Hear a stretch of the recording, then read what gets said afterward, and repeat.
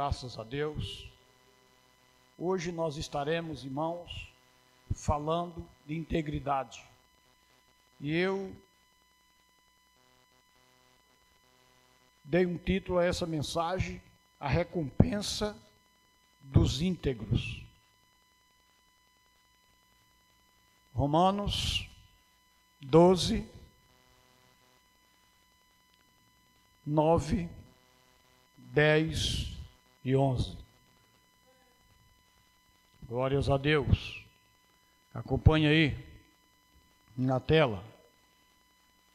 O amor deve ser sincero. Odeie o que é mal. Apegue-se ao que é bom. Dedique-se uns aos outros como amor fraternal. Prefiram dar honra aos outros mais do que a si próprio. Nunca lhes falte o zelo. Sejam fervorosos no espírito. Sirvam ao Senhor. Amém? Ore a Deus comigo. Bendito Pai, soberano Deus. Tu és o Deus que está em cima nos céus e embaixo na terra. Tu és o Deus, meu Pai Santo, que preenche o universo com o teu poder, porque aonde, Senhor Jesus Cristo, o homem pode estar, lá o Senhor já chegou primeiro. E nós acreditamos, meu Pai, e vemos pelos olhos da nossa fé, que o Senhor está presente neste lugar.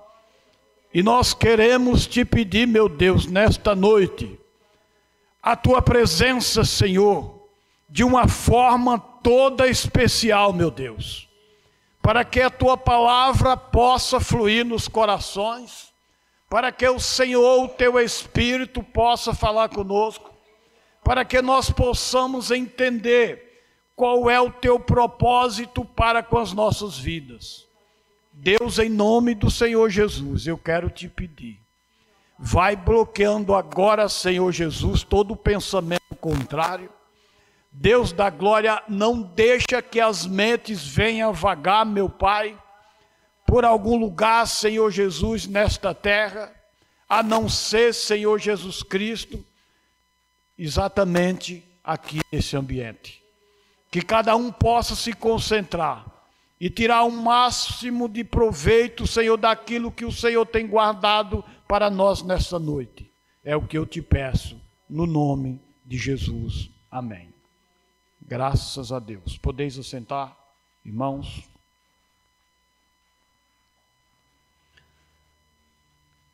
A recompensa dos íntegros. Eu coloquei aqui, amados, na introdução desta mensagem, da seguinte forma: há muitos que desistem das igrejas, aquelas que são autênticas e sinceras, com muita facilidade, quase que sem motivo, sendo que os poucos motivos são criados pelas nossas próprias maneiras de não entender os propósitos de Deus. A conclusão que nós podemos chegar é que muitos perderam força em sua caminhada por falta de cuidado e perseverança em tudo aquilo que nos mantém de pé na presença de Deus. Uma aliança, um pacto, não foi feito para ser rompido ou quebrado, com exceção de motivos ou situações provocadas por uma das partes. E hoje, as pessoas estão buscando motivo a qualquer custo para servir de desculpa, para não irem à igreja e não contribuir com a obra do Senhor. Nessas alianças feitas por Deus, com os que aceitaram os seus mandamentos, Ele nunca teve iniciativa e nunca provocou motivos para romper o testamento feito para com o seu povo. Nós sempre fomos os provocadores de situações para pararem no meio do caminho E essas situações que provocamos muitas vezes têm levado à frieza, o desânimo e o afastamento da presença do Senhor. E baseado, irmãos, nesta mensagem, eu quero trazer para a amada igreja do Senhor pelo menos 4 pontos essenciais para o crente viver uma vida próspera e abundante na presença de Deus e na sua caminhada para com Cristo Jesus. Vocês verem, isto é conhecedor de todas as pessoas que frequentam a igreja. Há um número muito grande de pessoas que não frequentam mais. Segundo a pesquisa de um missionário de Belo Horizonte, alguns anos atrás, eu creio que daí para cá a situação se agravou ainda mais, que o número de pessoas que foram crentes e estão sem congregarem é muito maior do que aqueles que congregam. Está vendo que situação lastimável? É muito maior. Irmãos, e cada dia que se passa, a gente vê que o esfriamento, ele está acontecendo com mais frequência no meio do povo de Deus. Por que isso? Quem provoca situações que leva a eles desistirem na sua caminhada com Cristo? Quem é o causador de tudo isso? A maioria das pessoas, principalmente os pentecostais, eles atribuem esse afastamento, esse esfriamento do amor ao inimigo das nossas almas, ao diabo. O diabo é o provocador de todas as situações difíceis. Mas não é verdade. O diabo é o acusador dos cristãos. E os cristãos, acusador do diabo. Porque eles acusam o diabo por tudo. E o diabo não presta e não vale nada mesmo. Isso aí é real. Mas tem coisas que nós muitas vezes atribuímos ao diabo, sendo que nós é que provocamos determinadas situações. E isto é típico do ser humano. O ser humano, desde a queda, ele nunca foi uma pessoa aprumada diante de Deus. Ele sempre comete os seus delitos. E essas falhas, esses erros cometidos pelo ser humano, leva ele ao afastamento do Senhor. Aí diz, é o diabo.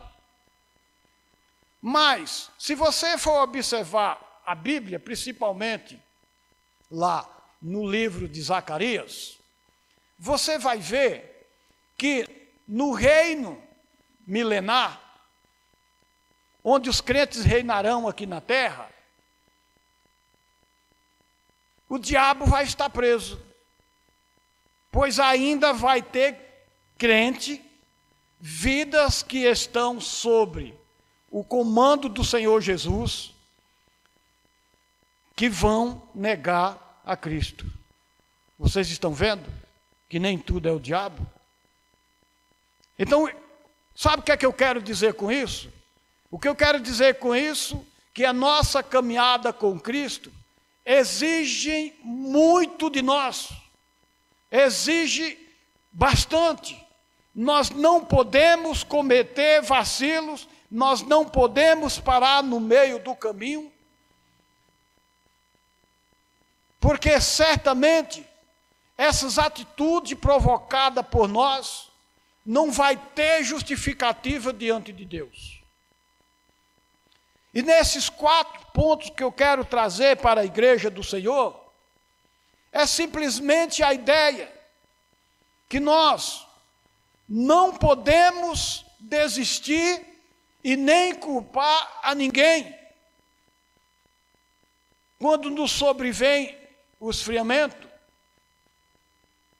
quando perdemos a vontade de ir na igreja, quando perdemos a vontade de colocar os nossos joelhos todos os dias e orar ao Senhor, ler a palavra, estar presente nos trabalhos da igreja, muitas vezes a gente perde esta motivação, esse incentivo. E às vezes a gente culpa as pessoas, dizendo: eu não gosto do pregador, não gosto do discipulador da escola dominical, não gosto de fulano, não gosto de cicrano. E isso, irmãos, vai a cada dia causando um esfriamento no meio da igreja do Senhor. E esses pontos que eu quero trazer aqui é para que nós venhamos ter uma vida ativa, para sabermos alcançar aquilo que Deus tem reservado como promessa para a sua igreja. Primeiro ponto, o amor. Observe o texto que nós lemos. O amor deve ser sincero.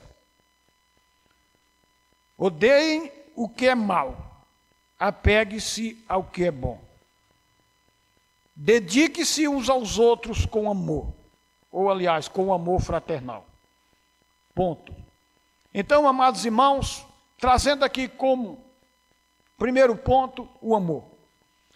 Agora observe, o apóstolo Paulo estava aqui recomendando à igreja em Roma, falando a respeito daquilo que ele ficou ouvindo, que os romanos estavam tristes, baseado em um boato que dizia da seguinte forma: o evangelho que o apóstolo Paulo prega não é um evangelho verdadeiro. E isso foi motivo para que eles viessem se esfriar no amor, e uma vez se esfriando no amor, o que é que acontece? A pessoa se apega ao mal. Não tem jeito. A pessoa perdendo a motivação do amor de Cristo, ele inclina para as paixões da carne, e isto leva ele ao afastamento.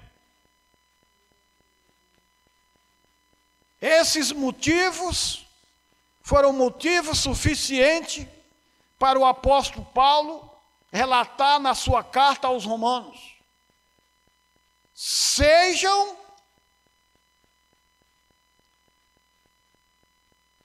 sinceros no amor. Não vacile. Não faça as coisas erradas. Porque não é assim como vocês pensam. O nosso amor para com o Senhor deve ser sincero. E quem ama com sinceridade, nada será suficiente para impedir de servirmos ao Senhor da igreja. Você ama a Deus com sinceridade? Se sua resposta é sim, saiba que nada, absolutamente nada, pode remover você da presença de Deus. Se você ama a Deus, você não peca. Se você ama a Deus, você não comete coisas erradas. Se você ama a Deus, não transgride os seus mandamentos. E isso faz com que a sua vida com Cristo permaneça firme, em tática diante do Senhor. Bendito seja o nome do Senhor Jesus. Irmãos, quando uma pessoa deixa-se levar pela negligência e o comodismo, um dos primeiros sintomas que aparece é a falta de amor, que acaba levando à frieza espiritual, o afastamento de Cristo. E isto é muito sério na vida do cristão. O cristão não pode deixar se levar por situações semelhantes. O apóstolo Paulo,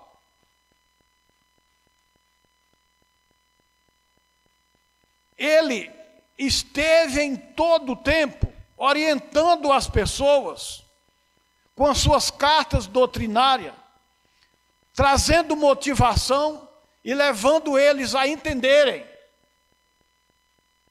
que Cristo é o motivo principal pelo qual nós abandonamos tudo. Não era ele o motivo principal do evangelho que ele estava pregando. Ele era simplesmente um porta-voz de Deus. E o evangelho que o apóstolo Paulo pregava e que nós pregamos, é um evangelho, irmãos, que nos garante uma vida diferente da vida que nós estamos vivendo aqui.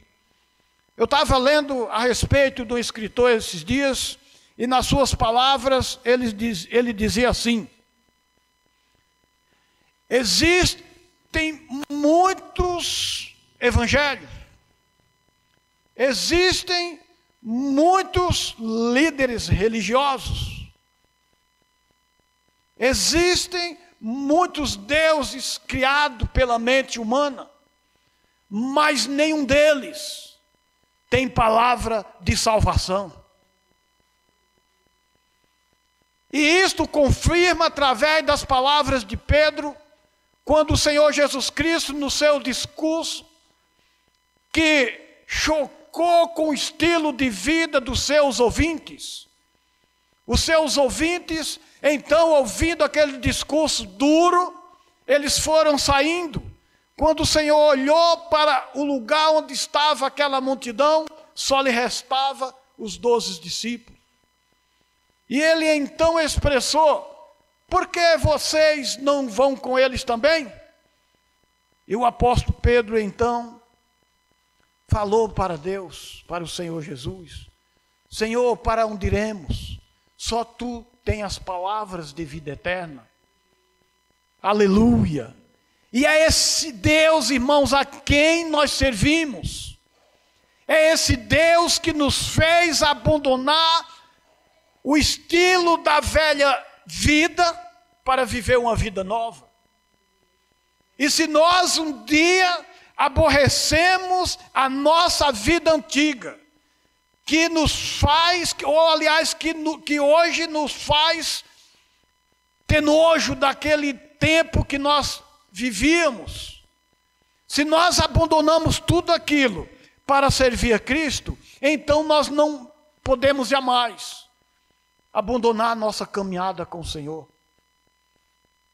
Tem pessoas que já estão há alguns anos, tem pessoas que têm menos tempo, tem pessoas que estão começando agora. Mas tudo que nós temos visto e acompanhado na palavra de Deus é motivo para vivermos uma vida autêntica e sincera diante do Senhor. E isto é gerado simplesmente pelo amor de Deus. Mas é interessante que o apóstolo João,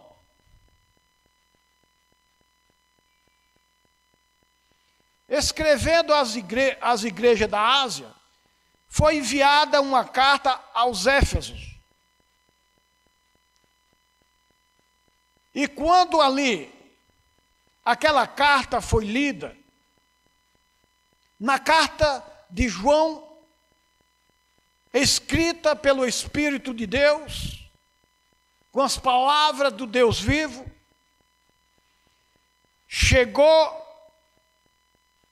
aos Éfesos e estava escrito: vocês têm muitas qualidades, vocês não aceitam mentira, vocês não aceitam, não compatuam com erros dentro da igreja, e vocês não se deixam se levarem pelas falsas obras e pelos falsos profetas, os falsos apóstolos.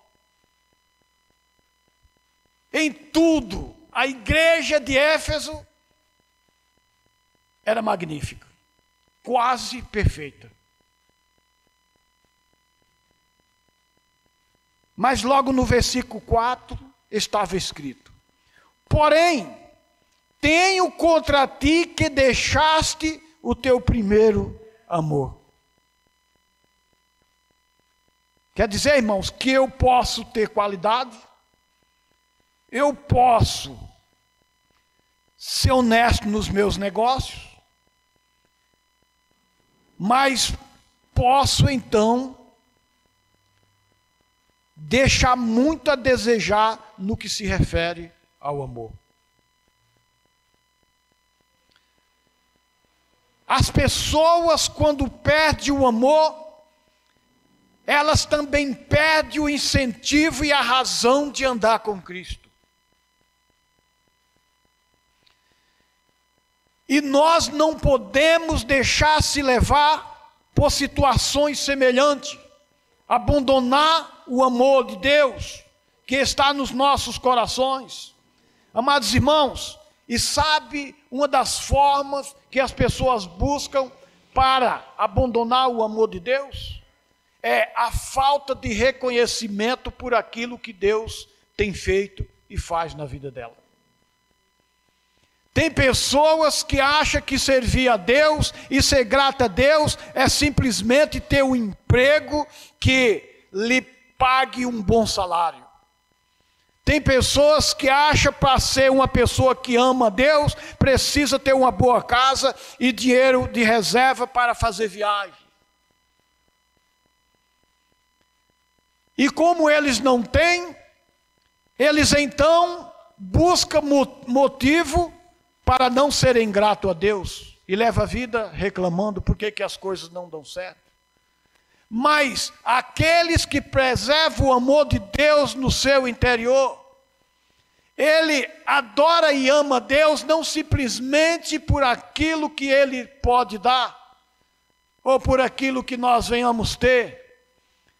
Ele ama Deus, ele tem um coração grato a Deus, ele reconhece a grandeza do Senhor, simplesmente por saber que estamos vivos, respirando e com disposição para fazer muitas coisas que as nossas mãos e as nossas forças nos permitem fazer. Vocês estão vendo? O espírito de gratidão. E isto manifesta o verdadeiro amor que nós temos para com Deus. Bens materiais fica em segundo plano. Louve a Deus pelo que você é e pelo que você tem. Bendito seja o nome do Senhor Jesus Cristo. A igreja de Éfeso, uma igreja que estava fria em seu amor, e ela foi ali repreendida pelo Senhor da igreja. E o Senhor da igreja falou então da seguinte forma no versículo 5: lembre-se de onde caiu, arrependa-se e pratique as obras que praticavam no princípio. Irmãos, quais eram as obras? Ou quais foram as obras que nós praticávamos no princípio? O apóstolo João está falando aqui, não no princípio da nossa vida, mas no princípio da nossa caminhada com Cristo. Você se lembra quando você aceitou a Cristo? Você se lembra quando um dia você chegou diante de Deus e tomou uma decisão, formando com Ele um pacto? Você se lembra quando você desceu as águas? Você se lembra quando as pessoas lhe diziam, vamos à igreja? A sua resposta era como o salmista: Alegrei-me quando me disseram, vamos à casa do Senhor. Era alegria total. Era um prazer imenso. Você se envolvia com tudo. Isso é a manifestação do primeiro amor. Mas a igreja de Éfeso estava tão acomodada que não mais se importava com isso. Quem pratica as obras do primeiro amor, ele prega, ele canta, ele ora, ele está frequente na igreja, e quando ele é convidado para assumir uma posição, ele agradece a Deus. Porque sabe que ele está dando um passo no seu crescimento espiritual, ou para o seu crescimento espiritual. Ele sabe que está dando um passo para a manifestação da glória de Deus na vida dele. E isto é agradável aos olhos do Senhor. Irmão, sabe uma das coisas que eu sempre mantive ausente da minha vida? Foi a resposta de dizer não aos ministros de Deus. Por quê? Porque isso, eu entendia que uma vez eu dizendo não para um convite da igreja do Senhor para contribuir, era uma regressão para a minha vida. Em vez de eu dar um passo para frente, eu dizendo não, era como se eu estivesse andando para trás. As coisas que nós recebemos como convite da parte de Deus e dizemos não,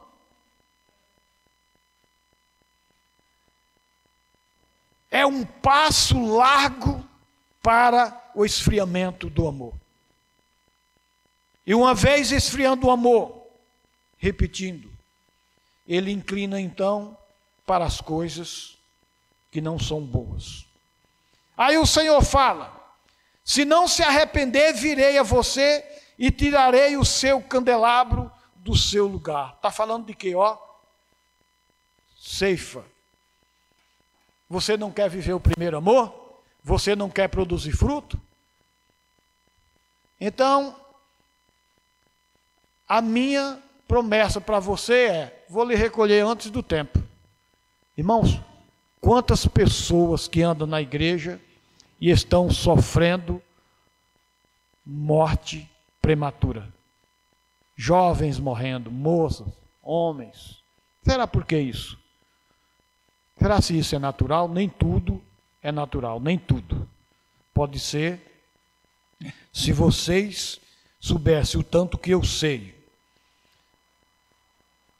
o tanto de preço que pessoas têm pago por desobediência a Deus, vocês ou você aprenderia a viver na chama do primeiro amor. Porque isso é alegria para as nossas almas.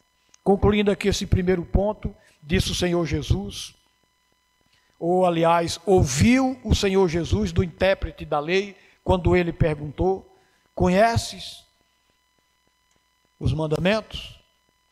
E aquele intérprete, ele respondeu para o Senhor: amarás o Senhor teu Deus de todo o teu ser, de toda a tua alma, de todas as tuas forças, de todo o teu entendimento, e amará o próximo como a ti mesmo. E Jesus falou para ele: respondeste bem. Então, quem tem o amor de Deus, ele ama. Louvado seja o nome do Senhor Jesus. Segundo ponto, o zelo.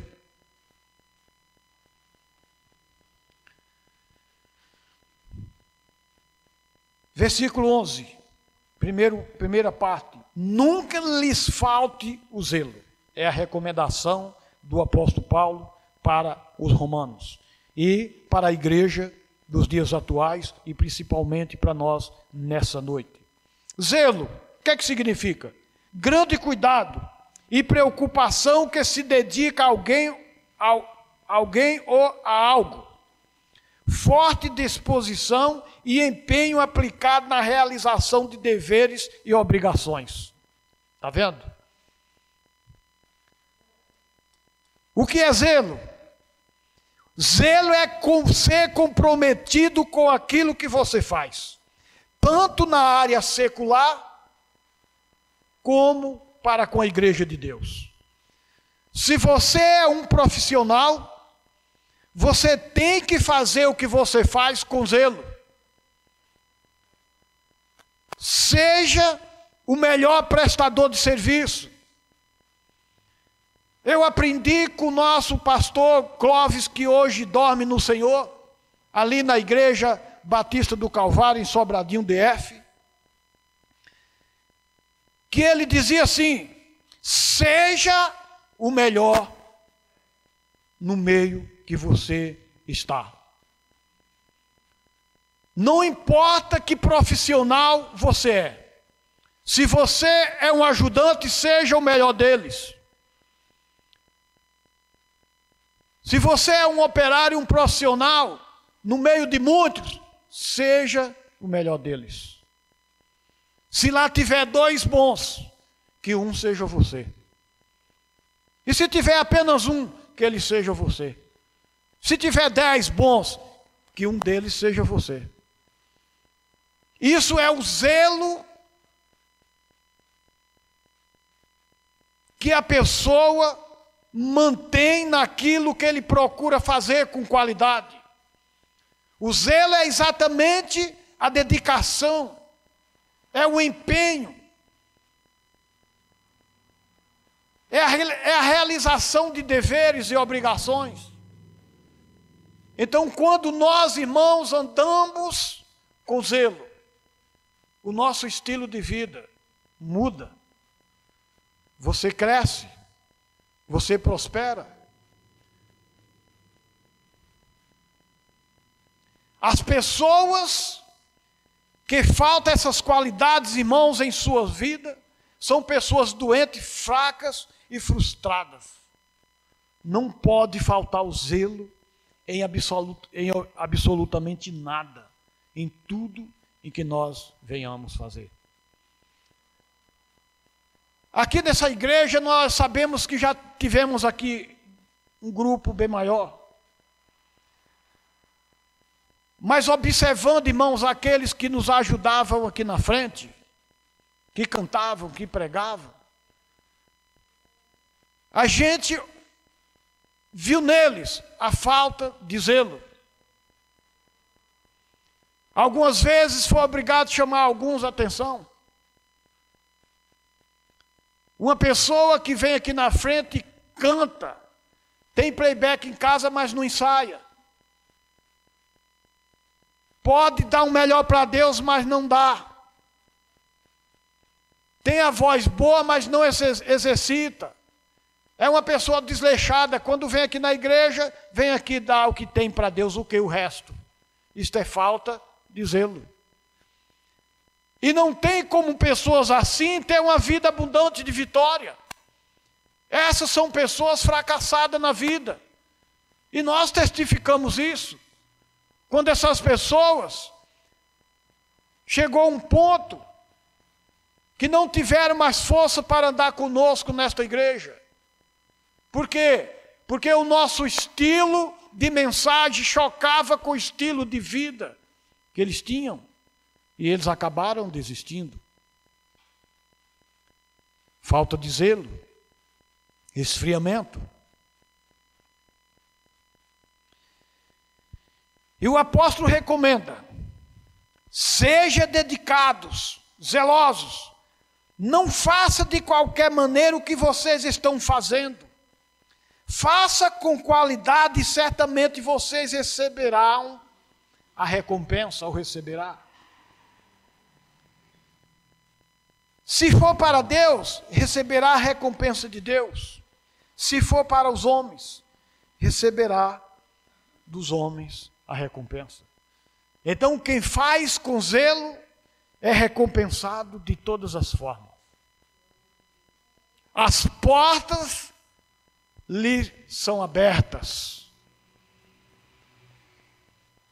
Se uma porta fecha aqui, outras se abrem ali, como diz o louvor que nós conhecemos. Isto é, amados irmãos, zelo por aquilo que nós fazemos. Então seja zelosos. Não viva uma vida de qualquer maneira. Não perca a oportunidade de crescer, tanto diante dos homens com o seu estilo de vida, como diante de Deus. Faça com dedicação. Faça com zelo. Nunca diga não. Nunca se ache incapaz de fazer aquilo que você tem que fazer. Deus não chama ninguém que Ele não enxerga dentro da alma, do seu coração, e venha ver os dons espirituais que tem reservado dentro do ser de cada um. Se Deus te despertou na área do louvor, faça o melhor. Se Deus te despertou na área da mensagem, faça o melhor. Se Deus te despertou como intercessor, faça o melhor. Faça com zelo. E você vai ver as coisas acontecerem diferente para a glória do Senhor Jesus. Terceiro ponto, fervor. E o apóstolo Paulo, na sua recomendação aos romanos, ele diz: sejam fervorosos no espírito. Irmãos,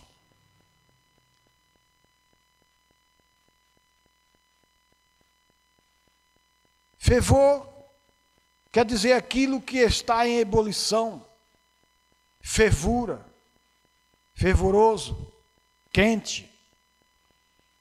Vamos pensar aqui na ideia de uma panela, num fogão, com a sua temperatura elevada.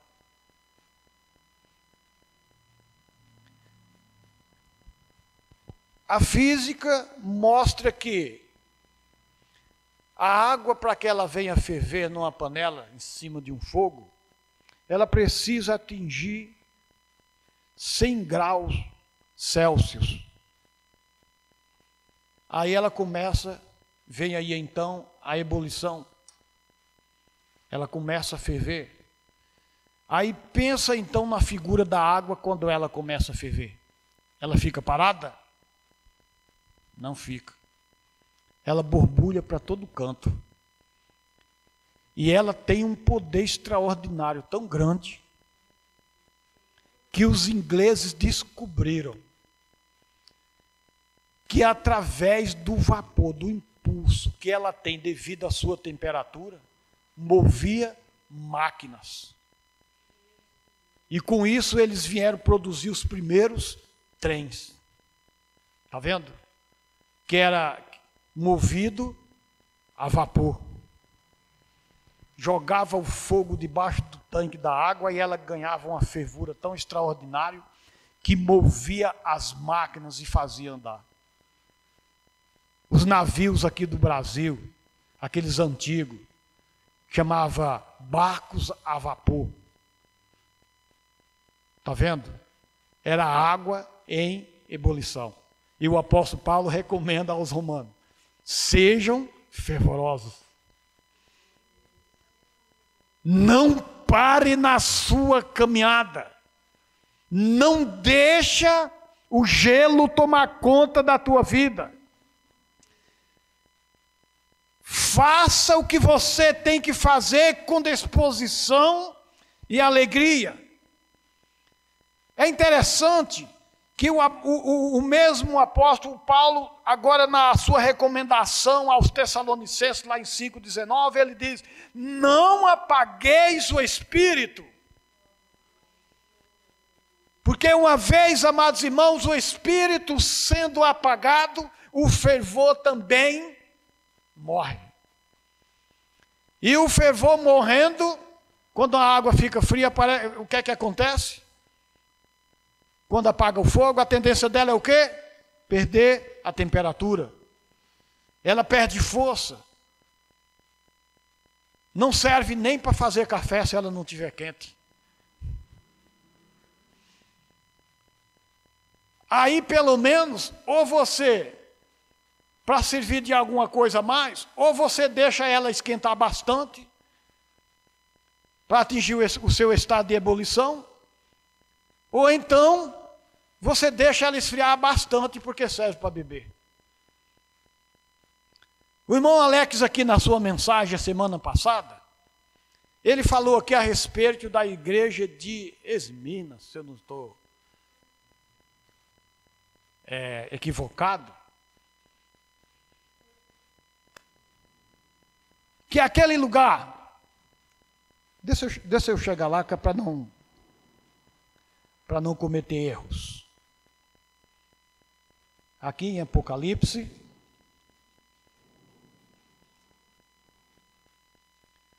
Apocalipse 3, a igreja de Laodiceia. Ali na igreja de Laodiceia, irmão, aquele povo foi acusado pelo Senhor da seguinte forma: vocês não são nem frio e nem quente. E por vocês não ser nem frio e nem quente, estou a ponto de vomitá-lo. Sabe por que essa carta foi direcionada àquela igreja em Laodiceia com esses termos? Porque Laodiceia era um lugar termais. Ela tinha água muito aquecida. Quem já foi aqui em Caldas Novas? Alguém já foi em Caldas Novas? Com exceção da... Então, em Caldas Novas, irmão, tem as águas naturais que eu vou te contar. Eles pegam os poços que estão naqueles hotéis, eles cavam daqueles poços e jogam a água na piscina. E você não pode tomar banho, eles passam uma fita amarela em volta. Porque você não pode entrar naquela água. Se você entrar naquela água, você vai cozinhar. De tão quente que é aquela água. Mas ela não atinge o estado de ebulição. Ela é uma água morna. Vamos calcular que ela tem ali 50%, 60% a sua temperatura. Seu grau. E essas águas não servem. No crivo do Senhor Jesus, se referindo à igreja, não passa. Por quê? Porque a água morna, ela só serve para provocar vômito. Toma água morna para você ver. E esta igreja em Laodiceia, ela tinha esse tipo de água. E o Senhor falou nessa expressão: vocês não é frio e nem quente, é morno. E morno é como se vivesse em cima do muro. Irmãos, por que eu estou dizendo isso? Eu estou dizendo essas palavras para que nós, como igreja do Senhor, não deixamos ser seduzidos pela frieza, pela mornidão. Porque se vivemos desta forma, jamais teremos a aprovação de Deus. Bendito seja o Senhor Jesus Cristo.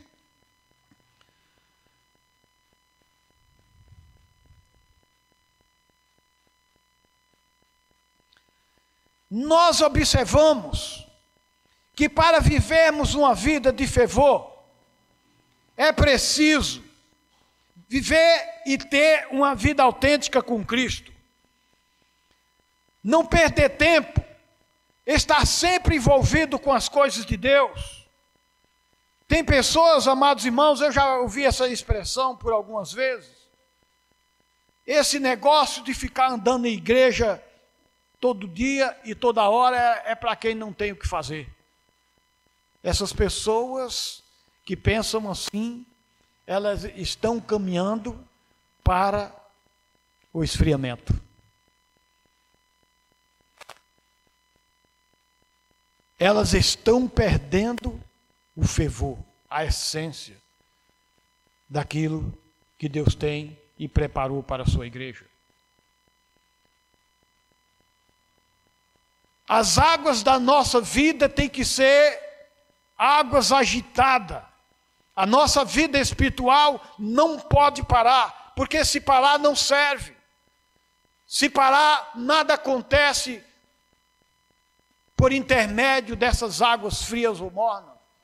É preciso alcançar um grau elevado para provocar o vapor, para fazer a diferença no mundo. Seja fervorosos, amados irmãos. Se dedique a Deus com todas as tuas forças. Faça o melhor para o Senhor. Bendito seja o Senhor Jesus.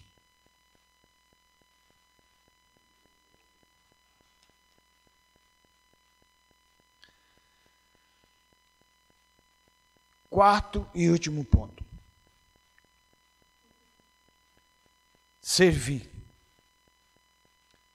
E o apóstolo Paulo falou: sirvam ao Senhor. Servir quer dizer ter utilidade, prestar serviço, cumprir deveres. Você serve a Deus? Eu louvo a Deus, porque esse grupo pequeno que nós temos aqui, por enquanto, são pessoas que nos têm transmitido confiança. E quando você transmite confiança à igreja, eu quero dizer para você, amado irmão, que você tem aprovação diante de Deus.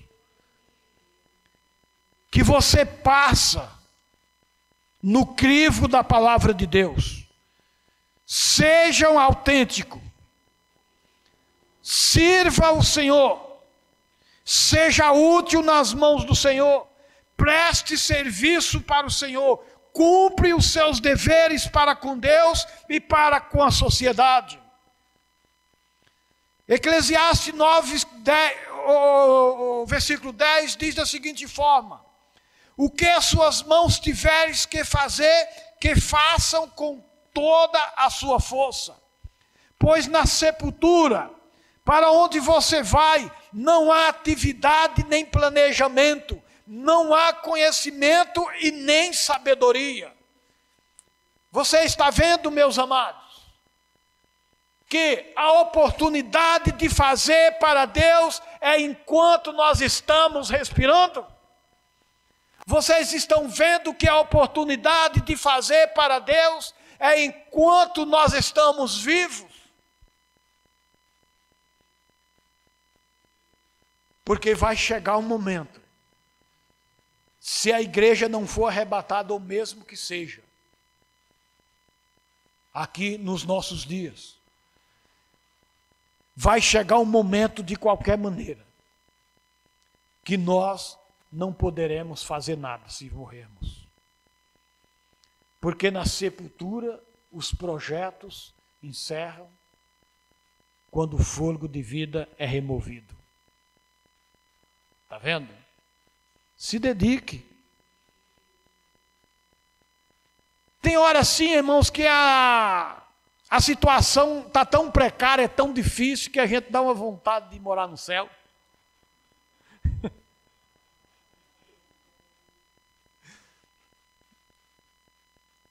Às vezes a gente até fala como Elias: ah, Senhor, eu não sou melhor do que os meus pais, me leva logo daqui. Há momentos. Mas às vezes que eu tenho passado por esses momentos,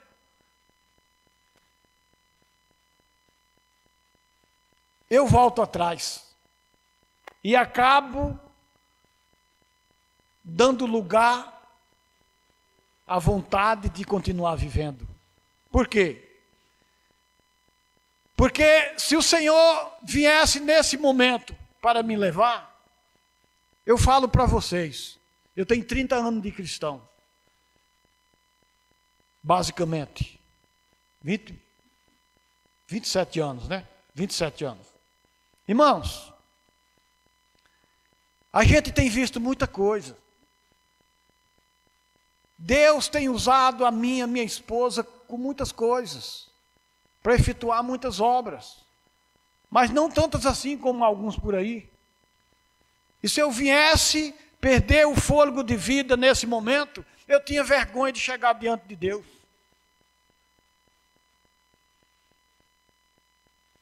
É como se eu tivesse que chegar diante de Deus sem ter a ousadia de olhar no rosto do Senhor.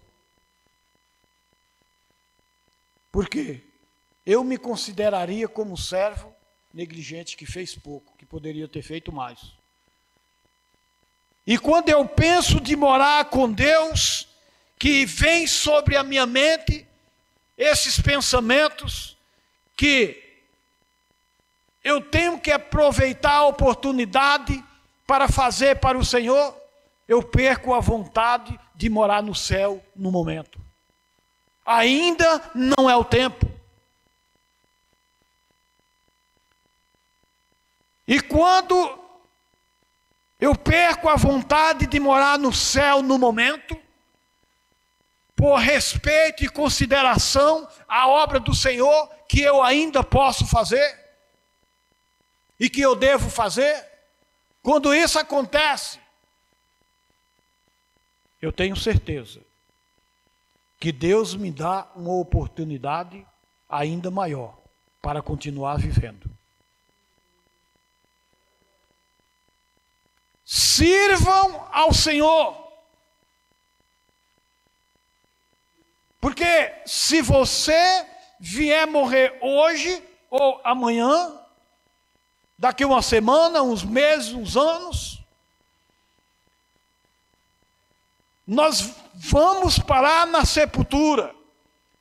E na sepultura não há projeto. E agora? Perdi a oportunidade de fazer. Irmãos, nós temos que trabalhar para Deus.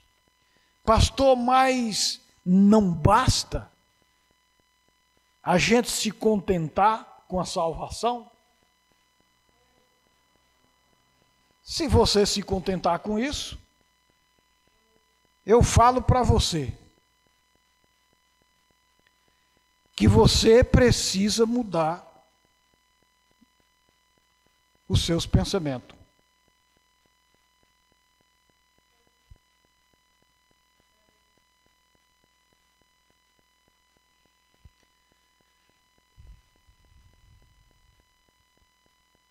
Louvado seja o nome do Senhor Jesus. Eu estou buscando aqui um texto em Apocalipse. Acho que versículo 20 ou capítulo 20 de Apocalipse. Vi descer do céu um anjo que trazia na mão uma chave do abismo e uma grande corrente. Ele prendeu o dragão. Aí o apóstolo João continua dizendo: vi tronos em que se assentaram aqueles a quem havia sido dado autoridade para julgar. Vi as almas dos que foram decapitados por causa do testemunho de Jesus e da palavra de Deus. Eles não tinham adorado a besta, nem a sua imagem. Versículo, deixa eu ver se é no versículo 6. Feliz e santo aquele que participam da primeira ressurreição. A segunda morte não tem poder sobre ele.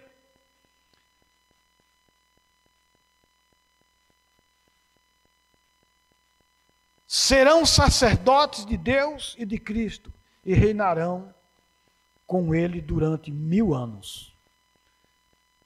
E se você for ler outros textos da Bíblia, irmão, vocês vão ver que os sacerdotes de Cristo, aqueles que exercerão autoridade no reino milenar com o Senhor, aqueles que reinarão com Deus. Eu não falo aqui, amados irmãos, olha, e os sacerdotes, olha, observa, felizes e santos que participam da primeira ressurreição. A segunda morte não tem poder sobre eles. Serão sacerdotes de Deus e de Cristo e reinarão com ele durante o 1000 anos. Sabe o que isso quer dizer? Isso quer dizer que os crentes que exerceram a autoridade aqui na terra, crentes que se doaram, que se dedicaram em buscar a presença do Senhor e servir a Deus com o seu zelo, com o seu trabalho, com as suas forças, esses cristãos lá no reino milenar, eles vão ser autoridade para governar povos. Está vendo? Vão ser autoridade, vão ser sacerdotes de Deus. Isto é um privilégio extraordinário. Então vale a pena, a palavra do Senhor fala de galardões para aqueles que venceram. Mas não é para aqueles que venceram, amados irmãos, com os braços cruzados, não cometeram delitos e foram salvos. Não é para aqueles que viveram uma vida desarrumada, viveram o tempo todo na igreja uma vida desleixada, e quando chega no leito da morte, aí eles falam: Senhor, perdoa os meus pecados, eu sei que errei. É certo que o Senhor salva, porque foi assim com o ladrão na cruz. Mas, irmãos, eles perderão o direito aos galardões. Eles não terão direito. Agora, sabe o que é que isto é mais impressionante? É impressionante que o que Deus tem como promessa lá na glória, Ele já começa desde aqui.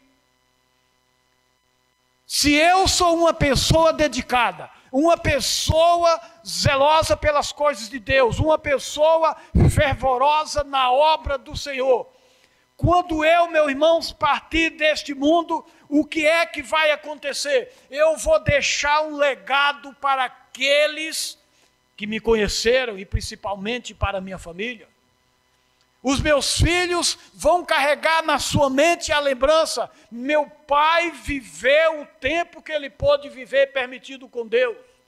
E ele foi um homem autêntico, nunca envergonhou a sua conduta perante nós ou a sociedade. Irmãos, este é a maior herança que você pode deixar para os seus filhos. A herança maior não é carro novo e não é propriedades, não é dinheiro no banco, não é nada disso. A herança maior, o legado maior que você pode deixar para a sua descendência, amada igreja, é o bom testemunho, é a boa conduta, é o zelo para com Deus, é o amor que você viveu como servo autêntico diante da obra do Senhor, servindo a Deus. Você pensa nos seus filhos? Você, mãe, pensa no que você vai poder deixar como legado para a sua filha, para o seu filho? Você, pai, pensa da mesma forma?